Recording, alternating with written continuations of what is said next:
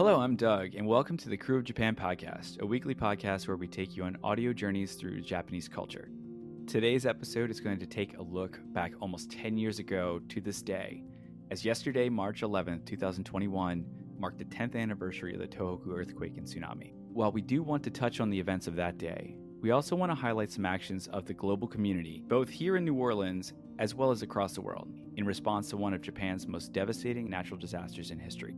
A couple specific responses that brought awareness not only to the relief and recovery, but also to community rebirth and cultural promotion in the region of Tohoku was the documentary Tohoku Tomo and the follow-up docu-series 113 Project. We were very fortunate to have the producer and director Wesley Julian and assistant producer and translator Dan Martin join us for an interview to discuss the production of Tohoku Tomo and 113 Project, their experiences and engagement in the Tohoku region, and the importance of supporting the community in a time of need. All right, so today we have the whole crew here. We have Maddie, Jennifer, and Nigel along with me, and we're going to just kind of touch on some of those details about the Tohoku earthquake and tsunami that happened on March 11th.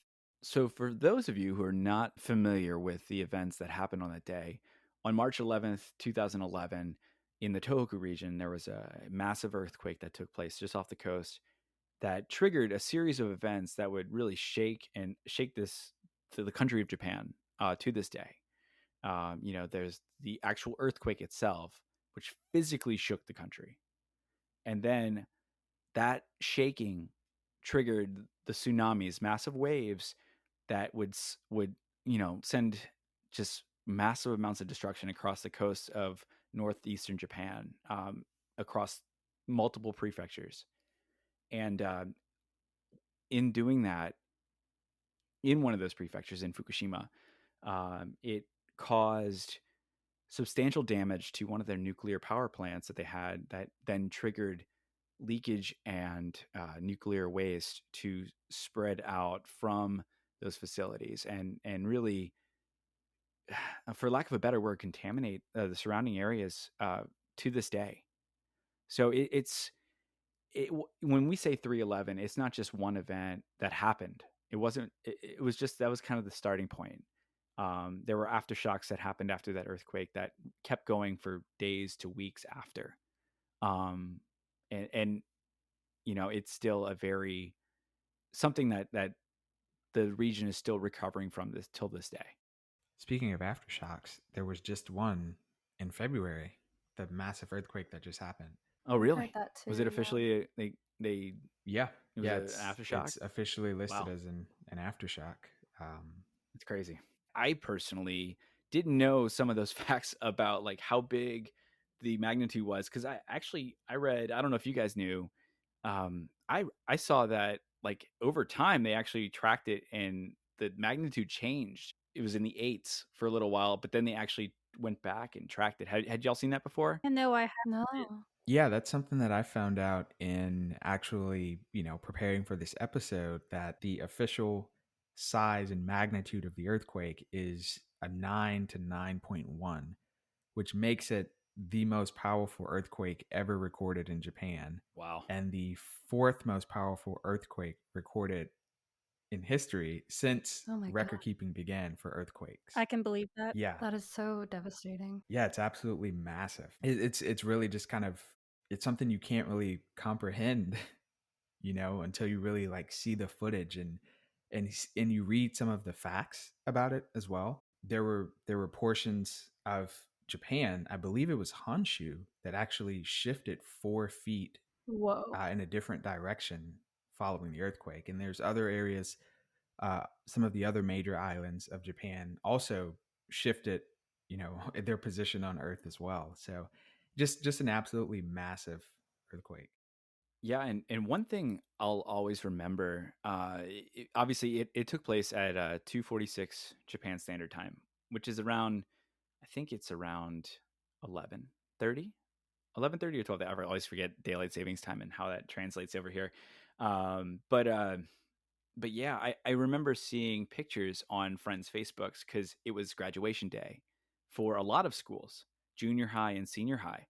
So I remember seeing photos of friends on Facebook at like 10 a.m. So earlier in the night for me, around 7 p.m. our time, posting pictures with students and all these events and things like that. I remember seeing that on people's Facebooks before all this happened. So it was just your normal day, no indication whatsoever what was about to happen. It was, obviously we were all over here. We didn't actually experience it, but just seeing it that way, I just started to hear about things on like the news and whatnot. It was crazy. Yeah, and then not only was it an earthquake, but it was such a massive earthquake that it became a tsunami as well. They had to worry about not only the earthquake, and because like I've seen videos and like the shaking is ridiculous. Even from Tokyo, the shaking was ridiculous. And then to result in such a powerful tsunami, like I just it terrifies me just to think about it. One thing you pointed out, you said Tokyo, and my friend Ben was working in Shibuya in a tall, skyscraper building in Shibuya, not too far from the crossing and everything, the famous crossing. Like I think on like the 30th floor. And I remember him texting me like he was like, I thought I was gonna die. He's like, my building was swaying back and forth. You could feel it going sideways and sideways. He thought the building was about to fall down. Like he said it Oh, was, I just got chills. yeah, That's he said it was like the terrifying. most terrifying moment in his life. Jeez, same here. Chills. It was insane. Yeah, I remember texting. I'm like, what the heck's going on? And he's like, oh my god, dude. I was under my desk. I was like crying. Like I didn't know what was going on.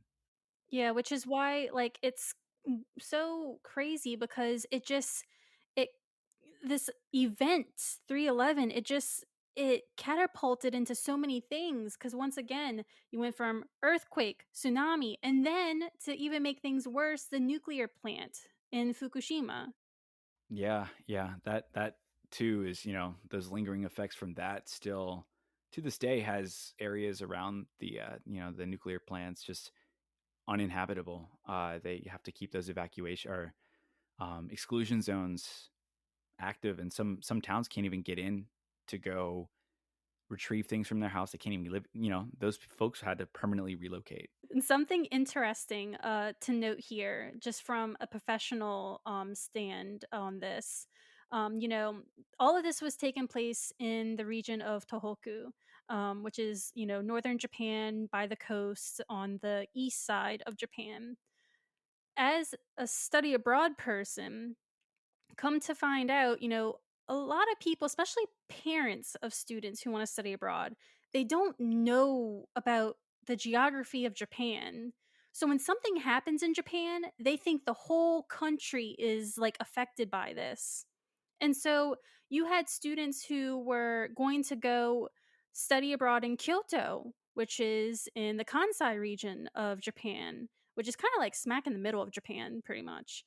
And so you have these parents who were very concerned about their, um, children going abroad, which was very valid.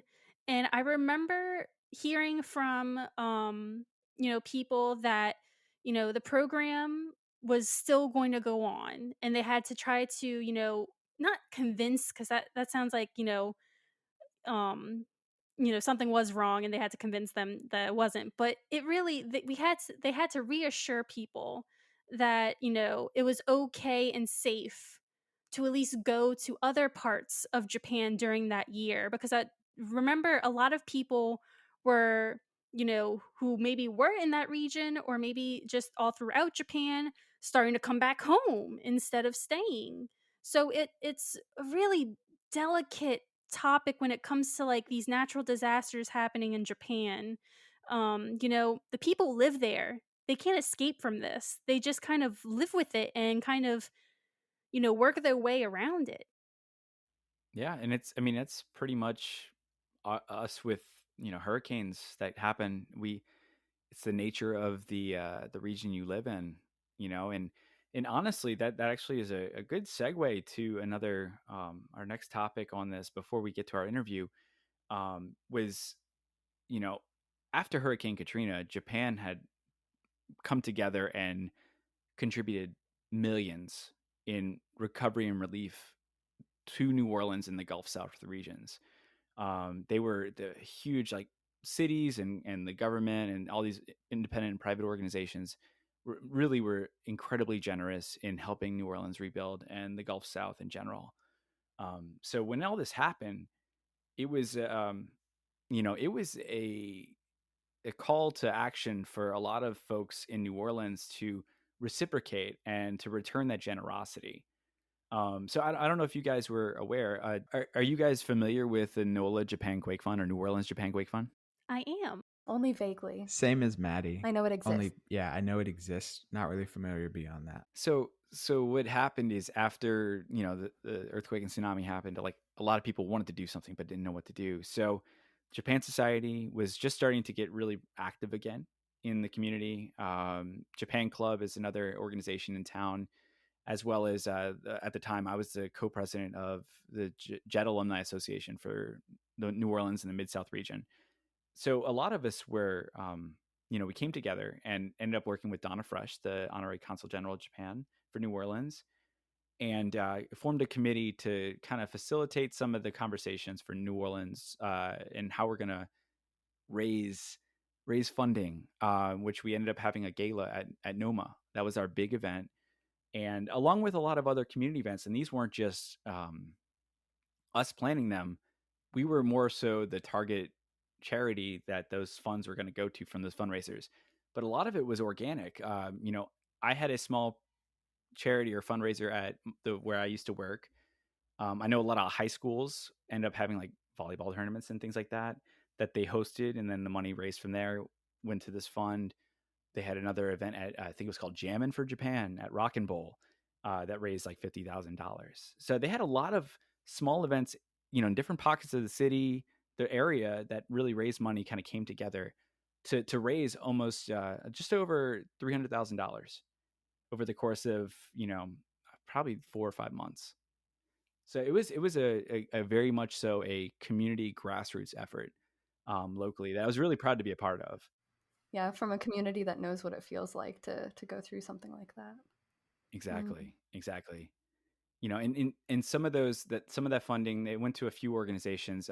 Two specifically I remember was Miyako no Sopota, which is like Life Supporters of Miyako, which is kind of providing counseling, psychological counseling and things like that for the survivors of this, for businesses that were trying to recover or struggling during these times, as well as Beyond Tomorrow, which was a youth organization that helped students who lost family members or homes, and help them pursue their educational dreams and help put them through school and kind of help them get them in a situation where they can bounce back and land on their feet and not have the trajectory of their life shifted any more than it already had. So I was really, really proud to be a part of those efforts locally. What was it like in Tohoku though for recovery? It was tough. I actually went back 3 months after the earthquake and tsunami happened. I went to Iwaki I was like super anxious. Like that whole time I had friends that were still there on Jet. I had a lot of friends that I used to work with. So for me, I needed to get back and see for myself, like what, how things were. And in Iwaki, for the most part, there were areas that were still heavily damaged and still in shambles, unfortunately. I was able to do some volunteer work, kind of cleaning up some of the coastal areas and whatnot. But Tohoku as a whole, over the last 10 years, I want to say that they through government funding, they've received 38 trillion yen from the government over that last 10 years in funding. And that's gone a long way to help communities build. Obviously, there's still, for us, it take a while to recover from from a hurricane here in New Orleans. But I mean, the hurricanes, we have a lot of flooding. We'll have a lot of, homes that need to be repaired or completely rebuilt. But I mean, the tsunami, I mean, those are completely leveling towns in areas. So the amount of community effort it takes to rebuild those communities, I can't imagine. Like, just, in 10 years is a long time, but still that's not enough. I imagine to to get back anywhere close to where you were prior to the earthquake and tsunami. Yeah, because once you have all that government funding and all this money coming in, that's great and all, but then what about after all that? What happens after everything's built? You still have people scared to go over there. So I really Yeah, feel, the Tohoku region, the key to rebuild is for tourism to go back over there. definitely. Yeah, and that's a great segue into our interview. We had such a great conversation with Wesley, Julian, and Dan Martin. Both of them had gone over. Wesley was on Jet in Tohoku and Miyagi Prefecture, actually near Sendai. He was on Jet there, and then they went back and filmed this documentary, and then a subsequent documentary series that kind of showed more of the cultural promotion and community promotion and kind of encouraging people to go there and support those communities locally. So with that said, let's move over to our interview.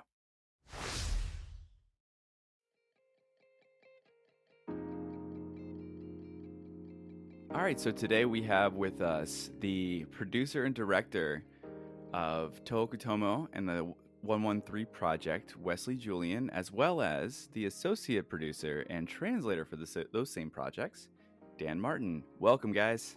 Hello, hello. Thanks so much for having us. No, thank Hello, you. thank you. Yeah, thank you guys for joining. I appreciate your time and contributions in the past, but also being available to talk with us today about everything.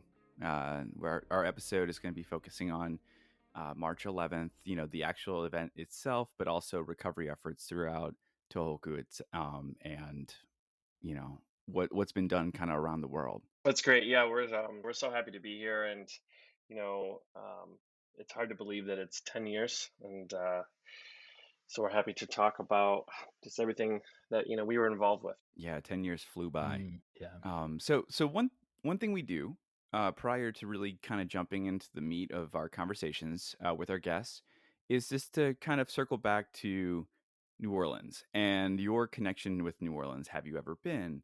What's your fondest memory? If you haven't been, what's the first thing that comes to mind when you hear the name New Orleans? Great question. Dan, you mind if I take this one? Sure. To start, the only reason I want to hop in real quick is because my experience with New Orleans is directly related to the films. So my first time ever to the city was in 2016 when we had our screening of Tohoku Tomo at Tulane. And I just remember being blown away by the vibrancy of the city and the architecture just being completely different to anything that I knew of growing up on the East Coast or living in Chicago. And then the host of the screening, one of the hosts, actually had me stay at their house, which is great. So hospitality was through the roof and was incredible. And then the French market and the coffee, the food. Ooh, I'm getting excited just talking about it. So That's what you're drinking right yeah, now, right? I am. I actually, yeah. I mentioned in our pre-interview, I poured some French Market chicory coffee to get in the mood. Yeah. I wish I could say I was as authentic. My Panera coffee pales in comparison. So, how about you, Dan? Yeah, for me, I sadly that's one of the few areas of the country that I have yet to visit. However, um, it's on my list, and what I have in my mind is kind of what Wesley alluded to: is first hospitality.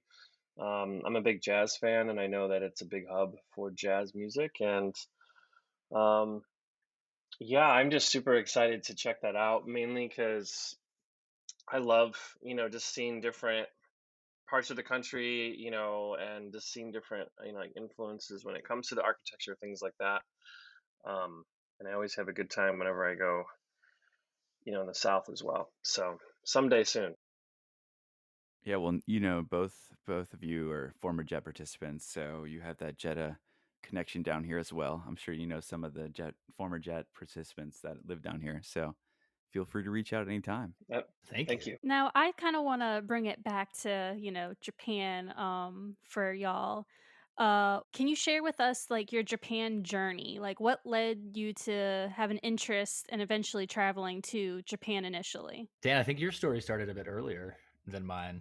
Yeah. Do you want to take that? Yeah, I did. So that's a great question. It's kind of an interesting story in that, I didn't start studying Japanese. I would say fairly common, like most people, until I went into college. I originally was at Western Michigan University just for a semester, and I was like, I don't know what to study, like most people, right? And I had a friend who's a couple years older, came back from just studying at Keio University for a year, and he's like, "Why don't you try Japanese?" And I was like, sure. I like kind of the history, and I guess it could be good for the business kind of relationship or something in the future. So I started it, but I quickly ended up shifting schools to DePaul in Chicago, and it was really there that I kind of discovered my love of the language, and it was through the friends I made in the classroom.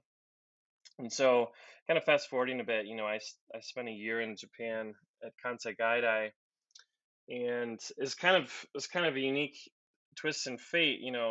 I knew growing up I always wanted to go abroad, right? And I had Rome in my kind of the forefront of my mind, and I never forget the pre-departure kind of meeting at the university at DePaul, where they have all the study abroad kids, doing like a pre-departure general orientation. And I looked down at the brochure for them to list everybody where they're going, and there were two Dan Martins, obviously including myself, and I was going to Japan, and there was another guy going to Rome that year, and it just kind of was a weird, odd, serendipitous thing.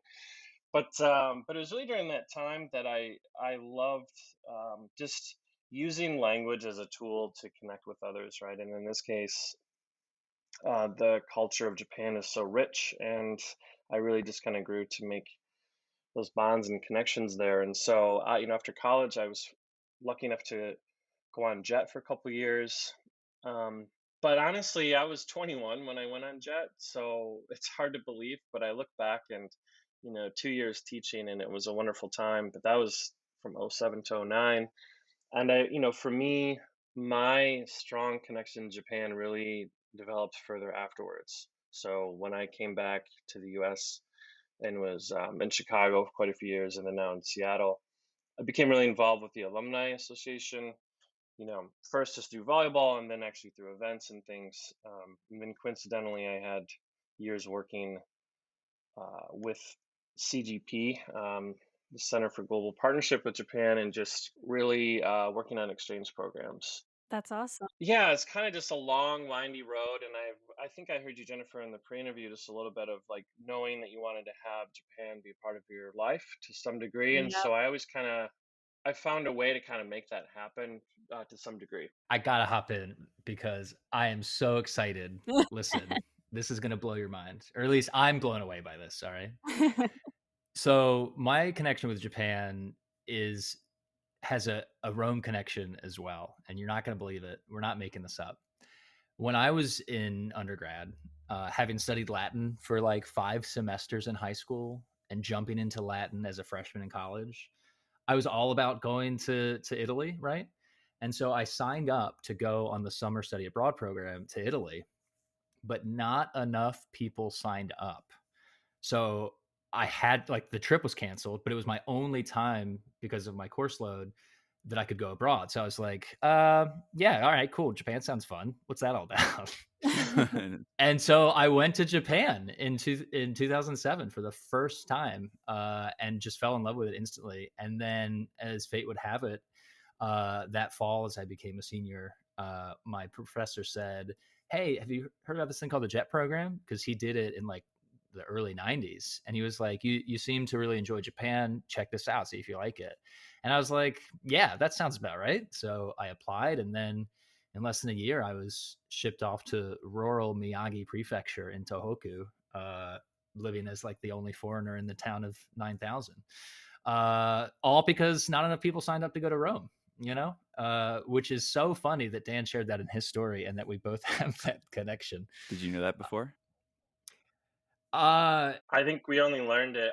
To be honest, I think I only learned that about him just only within the last couple months, believe it or not. And we've known each Really? other all this time. Yeah. I don't know why I don't think I shared the whole like time split Dan Martin story, and then he told me about that, and we were both just kind of looked at each other like, well, that's pretty cool. So It's meant to be. I seriously, I don't know, what you believe in, but I'll tell you this, it definitely feels right, It just feels like that's where we were supposed to be, and I'm really happy to have been placed where I was. So yeah, so I lived in Miyagi, in the small town of Osato. I was there for 2 years. Really wanted to stay a third, but then decided I would go back to grad school instead. So I went back to grad school, and then um, ended up working at the consulate, the Japanese consulate here in Chicago, and making the films. So yeah, Japan, from not knowing much about it prior to 2007, it certainly has been a major part of my life since then. That's awesome. Just curious, because one of my professors did the JET program in the very like first year or second year, early '90s. What was your professor's first name? I'm not going to ask for his full Uh, name, but I'm just kind of curious if it's the same professor. Eric was his first name. Okay, No, all right. never mind. That would have been too crazy. Oh my That would be goodness. crazy. I know, right? I was like, we're dealing with a lot of like coincidences here. I was like, let me just check Yeah. because mine was up here. Okay. So, Okay. and Dan, where were you on JET? Oh yeah, so I was out of the city of Kusatsu in Shiga Prefecture. So funny enough, as I soon came to learn, as you guys may be aware, Kusatsu in Gunma is famous for the onsen, for the hot springs, and so most of the time when I would be in Japan talking to people, I'd be like, "Oh, I live in Kusatsu," and they'd be like, "Oh, great, the onsen." They'd be like, no, just kind of near Kyoto." So it was about 15 minutes near Kyoto. I loved the area actually, and another coincidence that I just remembered is I had no idea about Shiga nor the sister relationship that I later learned of Shiga and Michigan. And, again, where I'm originally from. And when I went all the way over there, my supervisor at the time actually taught Japanese in my hometown in Grand Rapids, Michigan in the 90s. And so it just seemed to kind of layer further, like stack up more. Like, I go all the way across the world and I meet this amazing individual who, taught at schools just within like a 10-minute drive of where I used to live growing up. So it's just kind of, It's crazy, huh? it's very serendipitous to that degree. One thing that kind of it brings to mind when I participated in the New Orleans Matsue City Sister City Exchange Program back in 2019, and we went over there and kind of toured the city. And one of the things that we did was go to one of their local high schools, um, and do a kind of a presentation on New Orleans, but also initiate a pen pal program that a local school in New Orleans that's studying Japan has a class that studies Japanese. They wrote some letters in Japanese, and the school was going to write some letters back in English. So we were hand delivering those letters in English to them, and turns out either the vice principal or one of the teachers back in like the 70s or 80s did a study abroad program at LSU and had been to New Oh wow. Orleans and lived there for 4 or 5 years. So it's one of those like That's awesome. crazy small world coincidence you just run into. You just never, it comes out of nowhere. Yeah, I kind of always joke with people. If you guys remember Lost, that TV show, I'm like, Japan is like Lost. It's like the island. It keeps calling you back. It And does. there's always these interesting connections that you discover one way or the other. So, That's awesome. Yeah. I love both of y'all's stories because Wesley, I was actually at that screening of Tohoku Tomo that you were talking Oh, about. great. So I was in the room sitting and watching the documentary. So that was really interesting to hear you talk about your Yeah. experience in New Orleans from that experience. Oh yeah. No, I honestly I do still reference that trip a lot. Not to re-answer the first question again, but to add on to it, like going to New Orleans, honestly, as an American, was the most eye-opening experience for me because it was such a different culture in a really positive way, in a very like celebrating diversity kind of way, like understanding that in my country there's so much diversity, right, and how people live and what the architecture is like and the food is like and all that kind of stuff. And for me, that also is what we try to highlight in our film because Tohoku, I think, has that a similar kind of flair to it, right? A unique flavor that the area brings. So I like that connection. Yeah. So let's shift focus a little bit to on a more somber note towards March 11th and the events that happened. We don't need to necessarily recap everything that went on, but obviously it hit close to home to you, Wesley, since it is where you lived on Jet. in Miyagi. I lived in Mm. Fukushima, which is just south of there on the coast in Iwaki City. So it hit both of us home when that event happened. And support really came pouring in from around the world those days after the events. A lot of support domestically and internationally, Red Cross, and a lot of just like kind of pop up like charity events and things like that. But internally in Japan, they I feel like I heard a lot of stories of just their domestic roadways were so badly damaged during the earthquake, or especially in the areas of the where the tsunamis impacted those homes and communities. you know Whole buildings were relocated and sometimes blocking roads. So getting those relief resources from point A to the areas that need it, and getting those volunteers into those affected areas was really difficult. So what kind of response was there like on the ground in Miyagi and in those areas? Man, what a great question that really brought back a lot of strong visuals in my mind.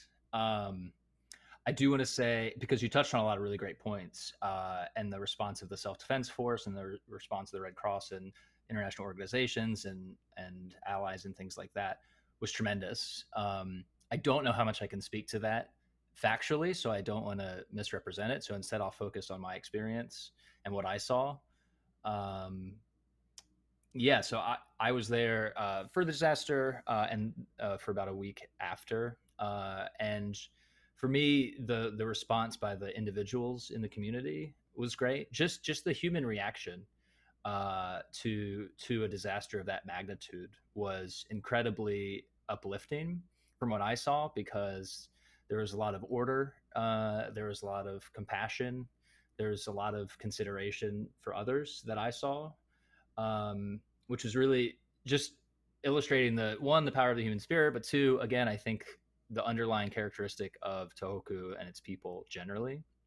Um, and yeah, and for me, again, getting even more personal, uh, the only reason I was able to get home was because my former co-teacher, Mitsuko Sakai Sensei, she drove me to an airport to then fly down to Tokyo to then fly back to America.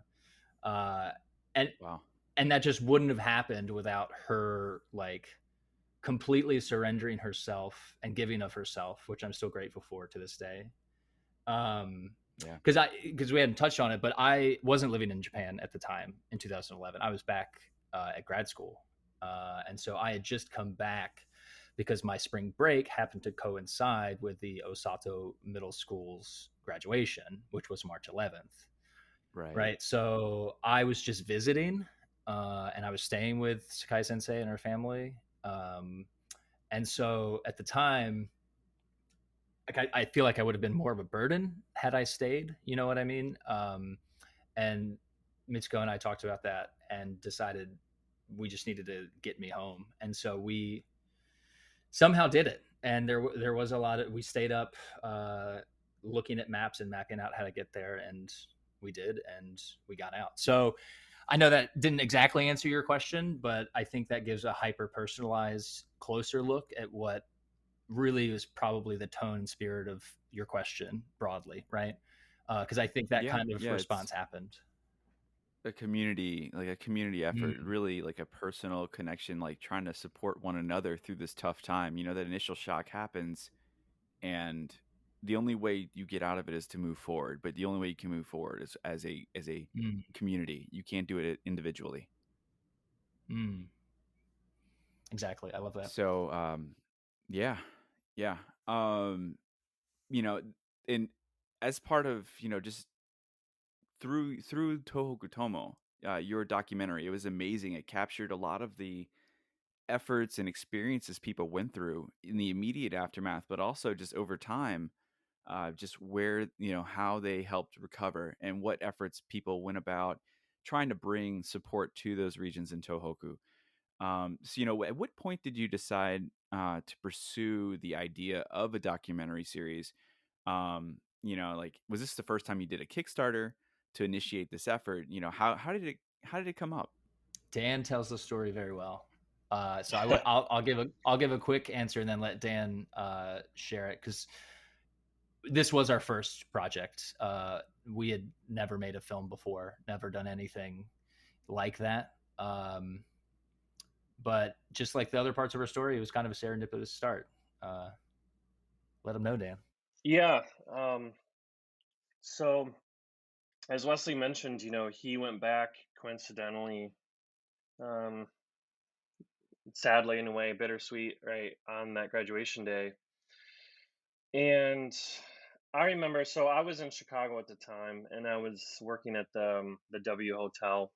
So if you're familiar with hospitality, you're just working all the time.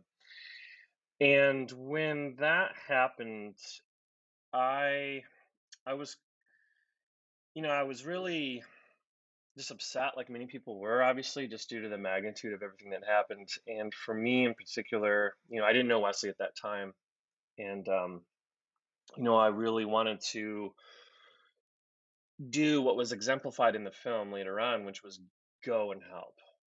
Right? Like I really just felt like I wanted to do something, whether it's on the ground or just whatever I could, and I wasn't able to at that time. And so what I did locally was just try to, um, stay informed of the news and try to spread some words of some, you know, fundraising efforts and things like that. But that idea kind of stuck with me, and then I was, involved with the Jet Alumni Association in Chicago at that time. And so fast forward a year to the following year in 2012, for the 1 year kind of anniversary, that time frame, we had been discussing, and I think at that point Wesley then had moved to Chicago, and so I started to get to know him just through volleyball at first. But there was this idea of, okay, it's a year out. How can we give back? How can we contribute and do our part from Chicago? And one of our close friends, Tom, his mom was originally from the city of Soma in Fukushima, and we learned that they were raising money. They had an orphanage for some of the children who survived. And so we thought, okay, our way to give back and try to shed some light positively on the situation is, of course, you probably recall, so much attention was being brought, rightfully so, but a lot of just concerns over the nuclear situation with the power plant. And just obviously, there was still so much devastation and things that needed Yeah. to be rebuilt, just the rubble, right? Just even a year out. And so we were like, how can we make an impact positively? And so our idea was to have a photo contest. So we did that, and we had an amazing kind of event within Chicago. We held at a studio. We had a lot of JET participants and people, friends of Japan, submit photos, and we had judges like professors and like alumni and things like that. And we raised about $5,000 for this orphanage, and we felt really good about that. And then I remember talking to Wesley as I started to get to know him more, and then realized that, wow, he had gone on the ground to help clean up and volunteer, obviously his connection to Miyagi. And so the thought was, okay, well, this money is great, right? Like that's great, but it feels kind of empty if they don't know who it's coming from or why, this money is, there. So initially we just started trying to do short interviews on my old iPad too, which you can imagine is not the best quality. But as we started to talk to people, this idea kind of to bounce around, and it basically around my kitchen table. I like to say around, it was December of 2012 is when the kind of Tohoku Tomo really was thought of.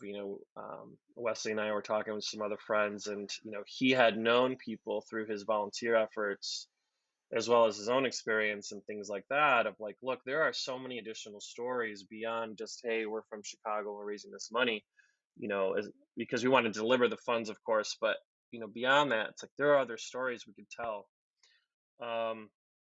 And so, yeah, it really just grew from that. And then we were like, okay, well, how do we do this? And again, I was still working, and Wesley was as well, but we had 3 months or 2.5 months basically from that December to March, when Wesley went for about 11 days with a small crew.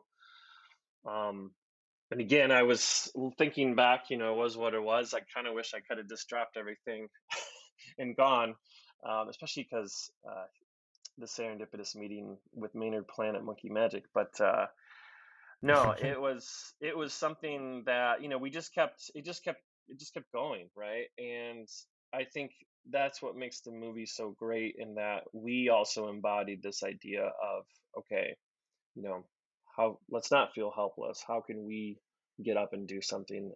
Especially we've never done that before. Yeah, I that's a great story. The Soma element of the Tohoku Tomo story isn't told as often as it should be, because those really are the true origins of where the initial idea spawned. And actually, and to go one level even deeper in all of this, which I don't know that we've ever talked about, uh, or hasn't come up very often, uh, the core idea was that the Discovery Channel had done a documentary called like Mega Quake: The Hour That Shook Japan or something like that. And they actually came to my apartment at the time I was living in Richmond, and interviewed me.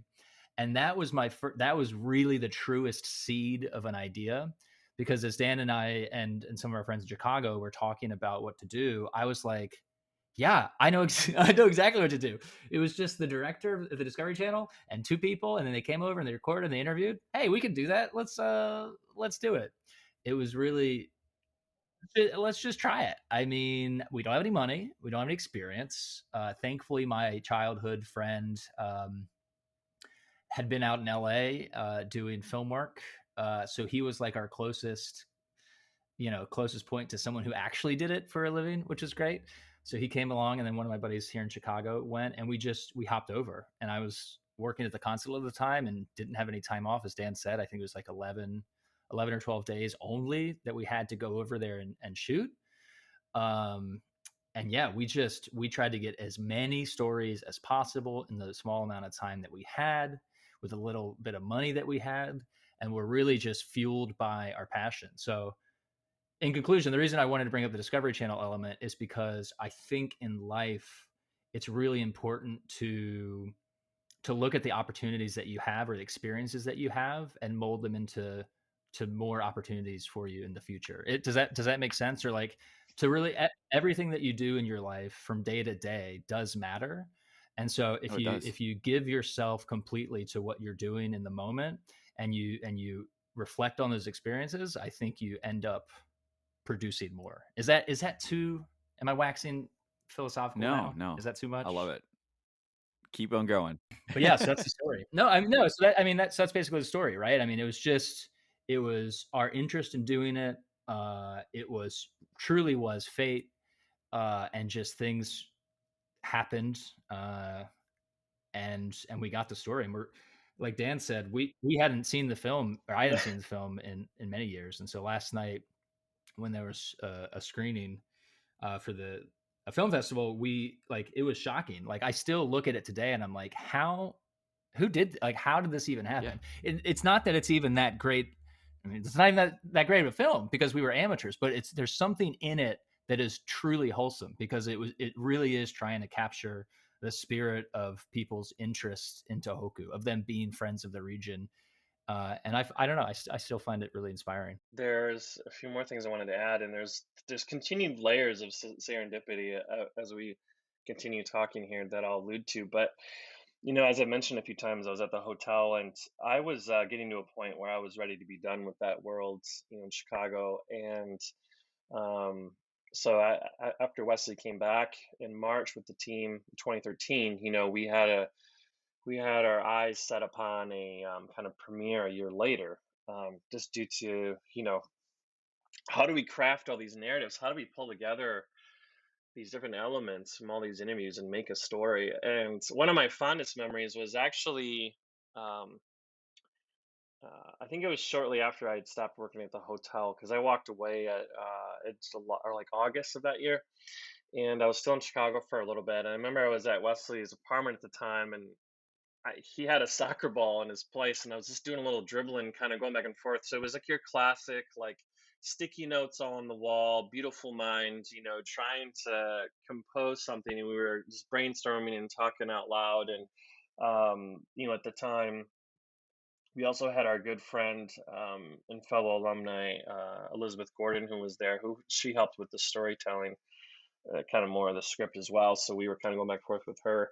But it was just kind of fun because you're in it and you have a deadline. You have to make this right, and you also have this kind of odd sense of pressure in that every day, every week that goes by, you're getting closer to when you have to have the premiere.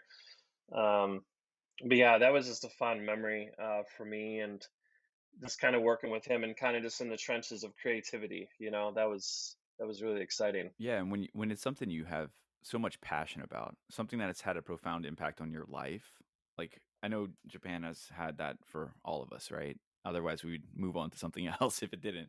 But when it has something that impacted you, you want to give back somehow. And Mm. if you find a way to be passionate about it and give back one way or the other, that's perfect. Mm-hmm. And if you put your mind to it, like you said, you could do anything, especially with these, you know, with something like this. Yeah, so I just kind of wanted to cut in because I remember after like seeing the screening of Tohoku Tomo, I went on the Facebook page and there was another project that y'all worked on, the 113 project, as a follow-up short film series. Um, you know, can you tell us more about that project? Yeah, I'll start us off here. So Tokutomo is the feature-length film that we've been discussing and that came out in 2013, and then immediately following its following its premiere, which was in March 2013, in July and August of that year, we got another film crew together. This time, thankfully, Dan was able to come, and there were four of us this time, which really did allow us to go to so many different locations and get so many more stories. But what we wanted to do differently is rather than focus on the international community who was helping, we wanted to get more of a local flavor and listen to the stories of young adults and local businesses, um, and highlight the festivals and opportunities for tourists in the region and really flip the disaster on its head. Right, Dan, and we called it the 113 project because we liked 1 + 1 = 3. Dan, do you remember the moment we came up with that?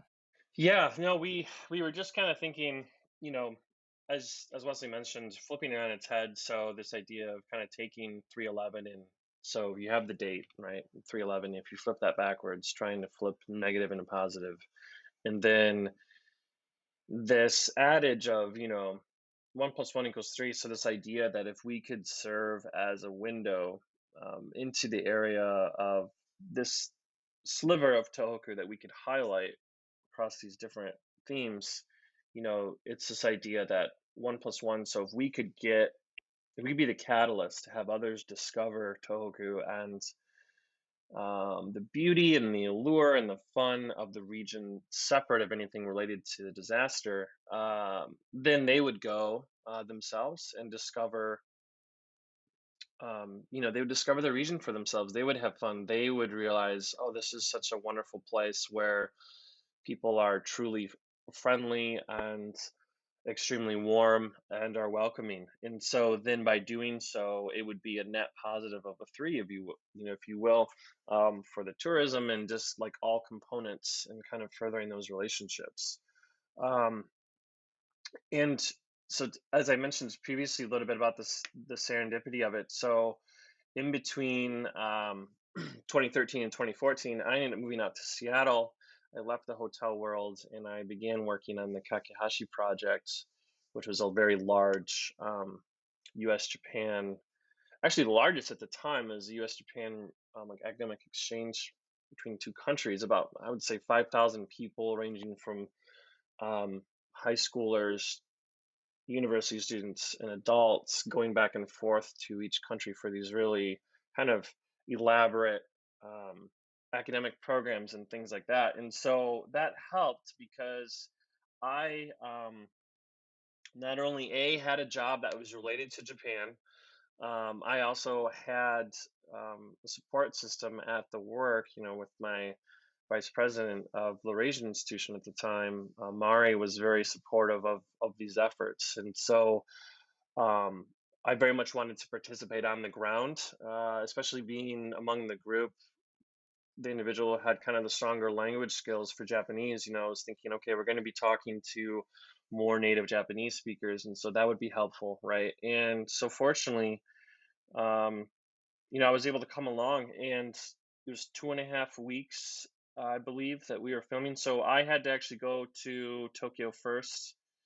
I think the Wesley and the crew and then myself were in Tokyo about the same time, but I had some prior commitments with my work. But that was kind of how I was able to kind of, hey, if I go do this for a couple of days, can I stay for a couple of weeks type thing. Which again, I'm so incredibly thankful that I was able to do that. And so we met up from there, and we actually were able to. And again, I don't know how we did this either, but we actually were able to, in the middle of all this filming, we had a premiere of Tohoku Tomo in Sendai at the MediaTek Theater, which is this beautiful, I would say 5, 6 story glass, just really beautiful architecture building. It's kind of like a library as well as a theater and an arts building.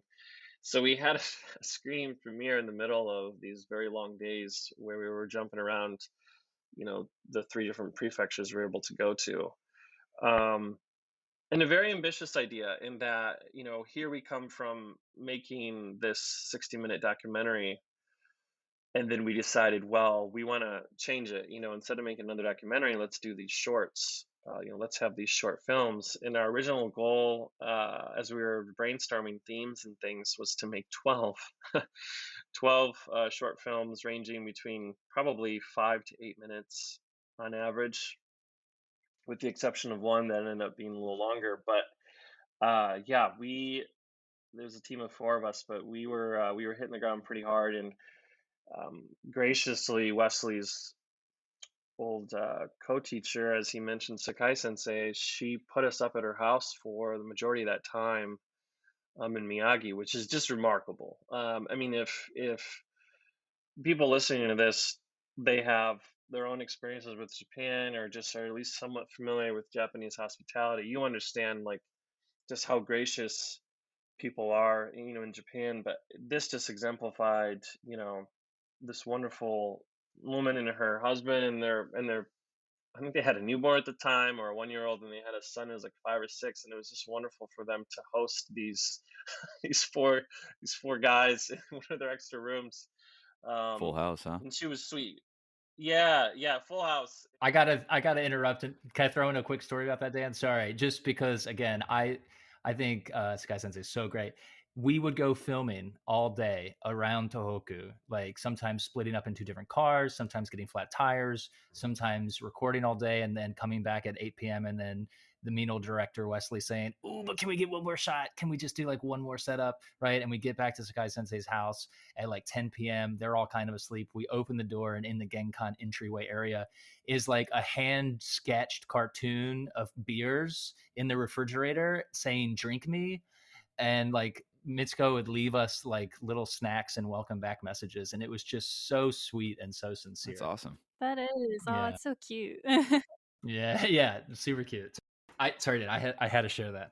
No, that was great, and that was actually, I was thinking that too. So that's great. But yeah, so that's kind of what happened. And um, it was amazing because of my job on Kakahashi, I coincidentally happened to work with a variety. I was mainly in charge of working with the universities, both from the U.S. and Japan. So I had some connections.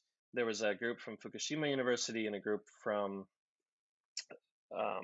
Sendai, and different things. But particularly with the Fukushima students, I got to know them well, and the timing worked out well that they had just come to the U.S. I believe March of 2014 on a tour, and so we were able to meet up with some of those students, and they're actually part of the 113. They're the young adults section. There's 3 students in particular at the time that were really helpful just in sharing their stories, and also going with us. We went to um, like a kids camp, and we had different avenues to just get involved within the Fukushima area, and those connections were just so important for that. And also fun, because here we were in the I'm sure you guys know, but in the height of summer, right?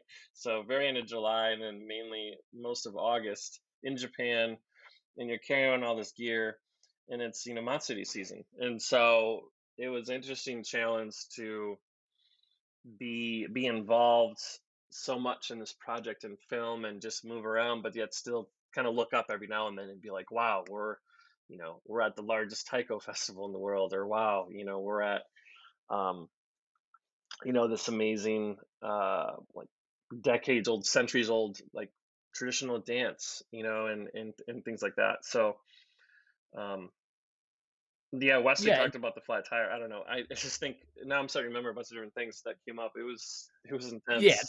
there are lots of stories, but to wrap up and to directly answer your question, the 113 project was a follow-up short film series where our mission was, because in Tohoku Tomo, on one side it's like, why are people interested in Tohoku and what's their connection and how did they help? That is meant to hopefully create a desire in audiences to attend, but also just to show the powerful stories of helping others. And then the 113 project really is specifically geared at increasing tourism and interest in the area and its people. So we wanted to show the flair of local flavors in just individual people, in food, in festivals, all that kind of stuff, in digestible webisodes, essentially. That's great. Thanks. Yeah, no, I really like the comparison of the two, the Tohoku Tomo and the 113 project, just because they do have different vibes when you're watching them. So yeah, I love Mm. that. Thanks for sharing that. Is the 113 project, are those available online anywhere, or do you need to go to a screening for them if someone was interested? Well, can I say both? Yeah, no, both options are available. If you go to 113project.org, that's numeral 113project.org, the episodes are available for your viewing. And then there's also a special screening on Sunday, so tomorrow evening at 7 p.m. Eastern Standard Time is an official screening of a select few of the shorts, followed by a Q&A with Dan and I, and a panel discussion about a really special sister city relationship between a city in California and a city in Iwate. So there's a screening event tomorrow, but then they're also available at 113 Project. Excellent. We'll have to definitely put the link in our description notes so that way folks can look into it. Yeah. So, one thing I did want to touch on, for like you had mentioned for Tohoku Tomo, and it's kind of a theme. You had a variety of individuals that you had on the documentary itself. Same with 113 Project. Interviewed a lot of different locals. For Tohoku Tomo, you had like Japanese musicians. You had local government officials, nonprofit organization representatives, jet program participants. And when I went to view the screening back in 2016, I had no idea that I would be seeing three familiar faces on my screen as I'm watching. I'm like, hey, I know Jay, Brian, and Galileo. So it was kind of funny that I wasn't expecting to see them in there, but there they were. Oh yeah. How did you find some of the specifically for Tohoku Tomo? How did you identify those individuals for the documentary? Did you have contact with them prior to through, like you had mentioned, some of them you may have known Yeah. personally, but some of the ones you didn't, how did you establish that contact and get them on board? Back to grad school that summer, I went back to volunteer with Peace Boat and a food bank in Tokyo, actually. But was it Second Harvest? I think it was. But my connections with Peace Boat and people I met, who again were international folks, people who lived in Japan, just a huge eclectic group. I reached out to them. They reached out to other people. And it was really just trying as hard as we could, Dan and I and the rest of our team, to connect with whoever, because we knew there were so many stories. And so to give you the spectrum, one is Canon Purdy. She's still one of my best friends to this day. So that's a very personal connection. On the other end of the spectrum is Maynard Plant, who is a literal J-pop star, which is insane that we were able to land that interview. But that is because one of my volunteer buddies, or one of the guys that was volunteering at the same time as me, worked at the Canadian Embassy in Tokyo. And so he had heard I was coming back to film. He talked to someone, talked to someone, talked to someone. It got to Maynard. They called us. They got our phone number and called us in the middle of shooting. And we were like, yes, hello, of course. When can we be there? We'd love to talk to you. You know what I mean? So that's the sort of wide spectrum of interviews, from a best friend to a pop star. And it really was just through chance and effort, I guess. That's crazy because I mean, Jet program in general is just like you said. It's a network that you may not know some of these people. If you say, "Hey, I was on the Jet program," and then that person says, "Oh, me too. What prefecture?" And if you have some kind of connection like that, it instantly it breaks that ice and opens Mm-hmm. up doors that you would never have, considered. I've met so many different people from so many different walks of life from all over the world through Jet program. Yeah. A lot of which, for some of these interviews, I've been able to like reach out to former Jet participants or, for the podcast Mm. itself. So it's great. And I mean, obviously, you guys are Jet participants, former Jet participants.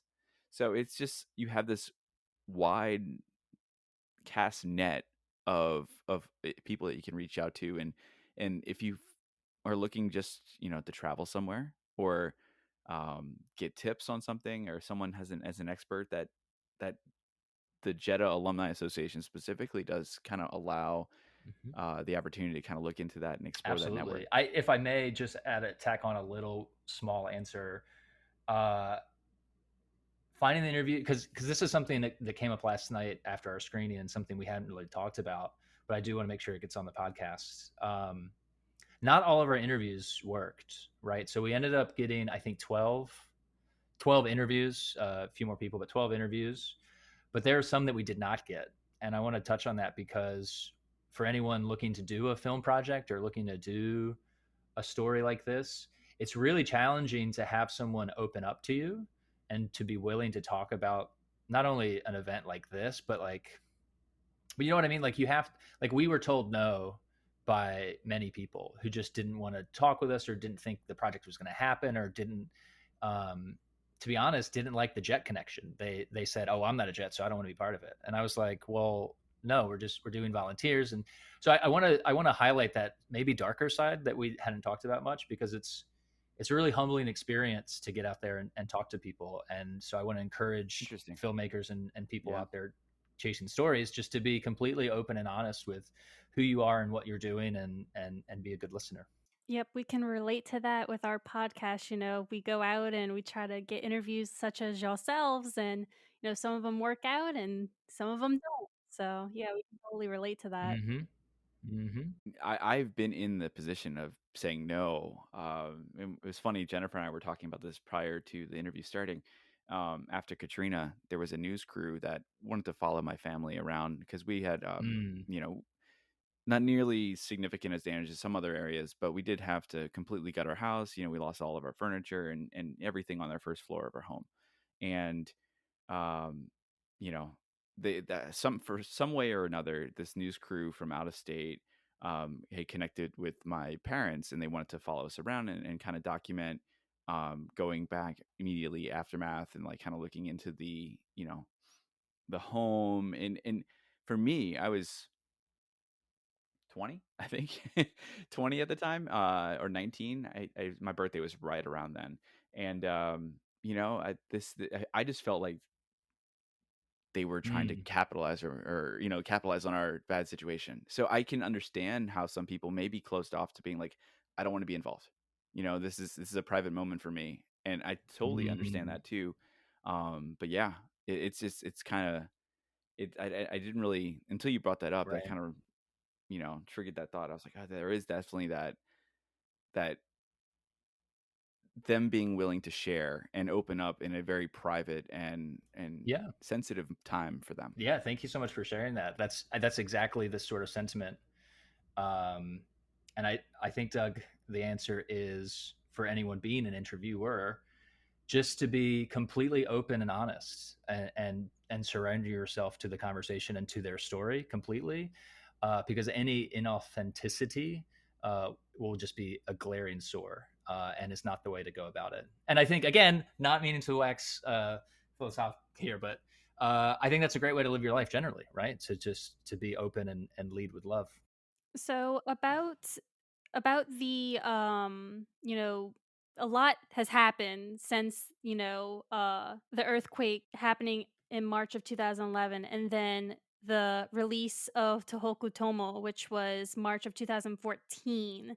um can you talk about how this documentary, as well as 113 Project, helped bring Tohoku back to the forefront of people's minds? And, do y'all still do like any screenings in like the recent years? Because that's a huge gap between the two events. So I would like to hear more on that. Yeah, that's a great question, Jennifer. So we, I would like to say between both projects, I know we ended kind of officially in the spring of 2016. I believe at the Cherry Blossom Festival out here in Seattle, we had some of the 113 shorts shown, but over the course of that time, I think we had, I want to say, a little over 40 screenings of either Tohoku Tomo and or some of the 113 shorts, across the United States. We had a few in Canada. We even had some in Australia, and then of course Japan. Um, and so, we had a point in time where we were involved with a really large commemorative event in Chicago as well. Wesley, I think that was 2015 or no, I think that was 2016 because that would have been the 5 year. Yeah. So we had kept, we had continued to um, have this be at the forefront of people's minds as best as we could, as well as when we would have screenings, we had an opportunity, typically a photo booth style setup for individuals wanting to send additional support to the region of Tohoku by holding up a "I am Tohoku Tomo" little placard, if you will. And we had a kind of ongoing album of those photos, and we were sharing that as much as possible just to let people know that, hey, even though life goes on, and rightfully so, that the people of Tohoku are not forgotten, right? And because in the film, it was mentioned how just the first 3 years alone are just simply more of the physical recovery, right? The physical type of rebuilding. And then beyond that, 7, 10 years, and of course, lifelong for some people, it's an emotional recovery. And so with those photos, I remember for me, one of the things that sticks out is on the 113 project, um, one of the most powerful stories in terms of just magnitude and the gravity was that of the seed shop owner, Sato-san, who, again, as you guys were just mentioning, was almost an interview that maybe could not have taken place if it hadn't been for that sense of trust and relationship, just due to the focus that the world had. So Sato-san, for some context, is in the city of Rikuzen, Takata, and that was one of the heaviest hit cities. And so they also had a lot of attention, like a lot of spotlight on, right, Doug, like how you mentioned with New Orleans. And so, you know, through relationships, we were able to meet him, and his story was so powerful because he was, gentleman in his, I think, like early 50s at the time, but he's a seed shop owner and, involved in his community. And he actually would take English lessons, community English lessons from Monty Dixon, who was one of the other jet participants that lost their lives on that day. And so we managed to spend about half a day with him, and he just happened to survive by chance. He, you know, his seed shop was within like a region that, was wiped out, and him and his wife just by chance happened to have enough gas in the car and just happened to be able to get to high enough ground. But a lot of his community members and friends and loved ones did not. And so this individual was so impressive because he lost essentially everything, and he worked through his sadness and his grief and his emotion um, by rebuilding by hand, digging a well to get water, for his store and literally rebuilding his store at the time from all the rubble, essentially. Um, and then one step further, he was so moved by the events that day, and of course his relationship with Monty and everybody else. He began to write about his experience, but not in Japanese because, as he put, it was too painful to express those thoughts and feelings in Japanese. But he wrote it in English. And so again, here's an individual who, in his 50s, by his own accord, not a very good speaker when he was first starting to write this, but just through the sheer will of the emotion of what he was going through, he just willed himself to write and just write and continue writing. And um, so he wrote this story that has since, I believe, had 6 editions, and he's been featured in a lot of variety of medium. I believe, like NHK and just so many different platforms. But he basically has a story. He retells not only the events that day, and he kind of goes through this process of his escape. He also goes into some of the history and some of the significance of the single pine tree that survived that day. That's so iconic in a variety of things. And so that was definitely one of the most powerful stories. And I think that was something that moved all of us, and particularly myself, because um, when we were filming, he was driving around with us at each stop, at each checkpoint, and you'll see in the short, but he kind of is reading snippets of his book and kind of reliving the events of that day, and it was just a very powerful experience. I can Um, only imagine. That's so, yeah. It's tough to relive and kind of recant. yeah, and I guess what I wanted to bring full circle to that with the question is, so what we ended up doing, I've stayed in contact, with him, and was planning on visiting him this last spring because he has since rebuilt his shop, and is still just working through the events of that day. But what we did is we basically took a mirage, made a photo kind of mirage, if you will, with all these smaller photos of people holding "I am Tohoku Tomo" signs, and basically made, you've probably seen that before, but you can make a bunch of little photos, make a larger photo. So we essentially used all these photos of people showing their support, like just into a larger "I am Tohoku Tomo" um, sign for him, and sent that his way, just to thank him and let him know, so many people are thinking of him, and obviously everybody else that was affected. So in terms of staying connected, I've stayed connected with him and some of the young adults from the young adult short. Jenn, who's featured in there, has continued his dream of being involved with NGOs, and he has a couple different things he's doing. He's wearing a lot of hats local in Fukushima, which is wonderful to see. Um, and Nanako is involved at the Board of Education, so she's doing international exchange things. So it's great to kind of see their journey as it's unfolded. Yeah, there's many ways to, keep the memory alive. And when I went to go see the documentary in person in 2016, y'all actually gave out stickers and pins of Tohoku Tomo. I Yeah. actually have those still. Stop it. That's Yeah, great. I have the sticker on my laptop, and the pin is in my office, just hanging there, and I'm always reminded of, 311. That And is so sweet. That's great. Thank you for sharing that. yeah, no, I wanted to share that with y'all because I mean, y'all's documentary really hit home for me. With that connection to, like, Hurricane Katrina. A lot of people from New Orleans can sympathize and Mm. relate to the story, and that kind of leads me on to my next question. After Hurricane Katrina, there was some areas in New Orleans and the Gulf Coast still affected by the storm.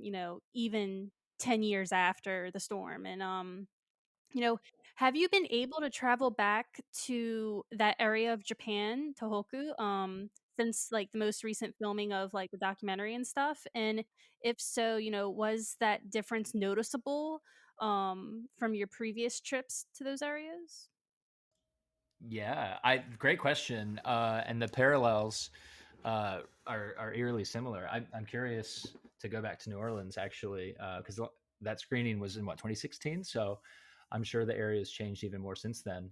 To answer your question, I from to, from 2011 to 2015, I went to Tohoku probably 3 or 4 times a year, maybe 2 or 3 times a year. Uh, and every time I went, it was like seeing a totally different place. So the recovery was incredible every single time. Like to Dan's point, Rika's Takata was almost wiped off the map and just flattened, right? And then each trip, when I'd go back and see it or see different areas, there would be new construction or new buildings or a new plan about how to, plan the city for the future, and things like that. And 2015 was the last I've been back, and I was so excited to go back to the Olympics last year. But as we all know, that was postponed, because I was going to go back last year and was really excited to have that 5 year gap. But yeah, I'm itching to go back because I can only imagine how much it's progressed since then. Yeah, and I've been back to Japan for work. I was back in 2017, 2018, but at the time, due to the really tight work obligations, I wasn't able to head up to Tohoku. And so, similar to Wesley, I had plans for last April to go, and I hope to have those happen here shortly when we're able to travel, just to visit with some of the friends and the people from the shorts, and also just to see the area, to enjoy it, and kind of see how far things have come. Yeah, and actually, I keep saying last year for 2019 because I just want to forget 2020. But um, in 2019, I went back to visit my in-laws, and we drove from Ibaraki to Matsushima Bay in Miyagi, and that was the first time I had traveled that far north since, oh gosh, I don't know, in forever. And I know for a long time the roads were closed. You couldn't go straight up the coast, but Mm-hmm. the I forget the name of it. The road, the highway that goes Sanriku along. Expressway? Which one? Was it the Sanriku Expressway? Yeah, Or yeah, I think so. Whichever one that goes along the coast. Is it Joban? oh, maybe I can't remember. I know all Route my 45. Fukushima friends are probably slapping me right now, but I know, likewise. yeah. But that was you used to not be able to drive through that area just because of like for the radiation purposes and whatnot. A lot of that was closed off for a longest period of time. Um, but I wasn't aware. I thought we'd have to kind of do a roundabout cut through Fukushima City and Koriyama to go the roundabout way to get to Miyagi Prefecture, but you could just go straight up. And that was something you Mm-hmm. couldn't do, I want to say back in 2014 or 2013, in a few Mm-hmm. years after, so it's definitely changing. Like you said, every year, like every year I go back, things have changed and gotten better. And I want to say the train line should possibly be up and running if it is not already. The one they used to have a train line that would run along the coast, from Sendai to Iwaki and then Iwaki to Tokyo. Um, and it called the Hitachi Express. Used to Hmm. ride that one all the time. So I think that one should be opening soon. I know it was because it did cut through some of the really hard hit areas, so they had to rebuild before they could reopen those. But when I did go to Miyagi, it just seeing that you could see, just the growth that's coming back, from where it had been, just 10 years ago. Yeah. Yeah, and to the point of New Orleans and Tohoku as well. I mean, and this is the line we sort of rode between Tohoku Tomo and the 113 project. It's like on one hand you want to honor and remember the disaster, but on another side of the same coin, you want to move forward and you want to celebrate the now and celebrate the area itself. And I don't know, I still to this day I kind of wonder like what's the right amount for each, you know what I mean? Um, but ultimately, yeah, we want we want people to go to Tohoku. Like Stu Levy says in the Tohoku Tomo interview, we don't want people to think, oh, Tohoku, like I have to go, or like, oh, that's the earthquake area. You know what I mean? Or have only know it for that reason. Does that make sense? Like Yeah. it's It has its you own stuff yeah, to offer. exactly. It's more than just the experience that happened on 3/11, Right. 2011. Right. You know, and I would almost say, you know, like if someone was interested in making some kind of contribution or supporting that area, what would you recommend? Great question. I think the best way is to just invest your time and energy into the area. So if you're going to Japan, take the train up. Go for a little day trip, maybe a 2-day trip, and include it in your plans. And just talk about it, explore it, and invest your time and money into the area. Yeah, there's so many opportunities and amazing events that happen in Tohoku, amazing places along the coast on both sides. But just Tohoku has so much to offer. I personally can speak to Fukushima because I lived there, but and you could personally speak to Miyagi, but there's just so much culture. It's different. Like you said, you step outside of that Tokyo, that Kyoto, that Osaka, the traditional route itinerary that you have. And if you look to these other areas, they have so much to offer that you don't even realize until you start to plan out that itinerary. Yeah, and I That's would right. welcome people to do that. I mean, a lot of my time was in Kansai, and Kansai people are also, I think variety of things that they're known for, but they're generally friendly, I would say. But when I spent time in Tohoku, and then I remember Wesley just mentioning just the warmth that is there once you just get to know them just a little bit, and it truly has a unique sense of friendliness and just again that warmth. They people there are so just happy that you're interested, right, in their area, like in their festival or want to participate, and so I think it definitely has a lot to offer for people to explore. Especially Doug, Fukushima in particular has a lot of onsen, if I'm not mistaken. So Yes, it does. if you like to, as Maynard says in the film, get naked, there's a lot of places to do that, We're particularly. actually where I was placed on Jet was um was in Yumotomachi in Iwaki, and that is actually known for their onsen. They have a spa resort, Hawaiians resort there that has Rotemburo and all those, the outdoor onsen, and then the indoor ones that it's so many, it's so many in that area. Just walk outside the station. There's like your little Ashinoyu, your foot onsen, where you can just put your feet in and it's like soak for a little while. But yeah, That's great. yeah. All right. So before we wrap up, I wanted to see, do you have any other projects that you guys are working on currently? We were joking last night. A member of the audience asked if there's going to be a Tohoku Tomo 2. And I actually was like, "Oh, that would be really cool." I don't know how we'd be able to pull it off, but I would love to be able to revisit the folks we interviewed and get them back and do something later on. But nothing in these projects. I've sort of taken a slightly different direction professionally. So, Dan, what do you got going on?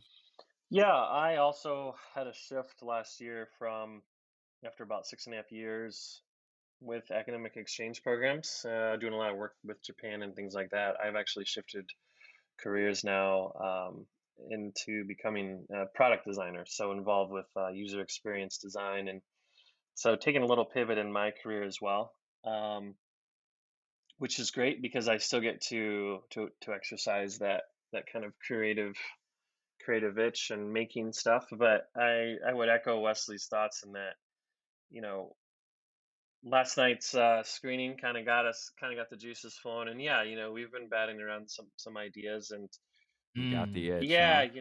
I'm not sure